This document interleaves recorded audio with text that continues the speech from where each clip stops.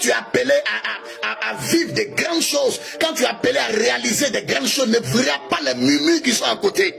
Tu es un homme de destinée, tu es une femme de destinée.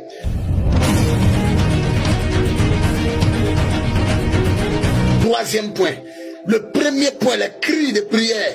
Deuxième point, l'alliance. Troisième point, la marche. Tu as commencé à marcher. Tu as commencé à marcher vers ta promesse. Tu as commencé à marcher vers ta terre promise. Mais tu t'es arrêté en cours de route. Beaucoup commencent mais ils ne finissent jamais. Or la Bible dit que la fin d'une chose vaut mieux que son commencement. Toi tu commences, tu t'arrêtes. Tu commences un projet, tu t'arrêtes. Tu commences, n'est-ce pas, un programme, tu t'arrêtes. Tu commences une prière, tu prends un engagement, tu t'arrêtes en cours de route.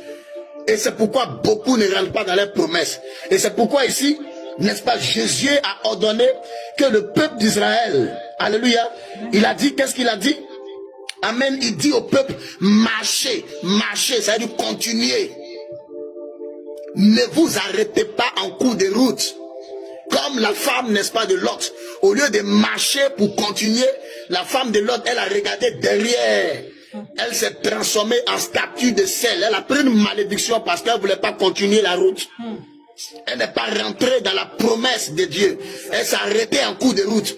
Ce qui fait que vous ne voyez pas la promesse de Dieu dans votre vie. Vous ne voyez pas Dieu réaliser ses promesses dans votre vie. C'est que quand vous commencez quelque chose avec Dieu, là, vous vous arrêtez en cours de route. On te voit à l'église une fois, deux fois, après on ne te voit plus.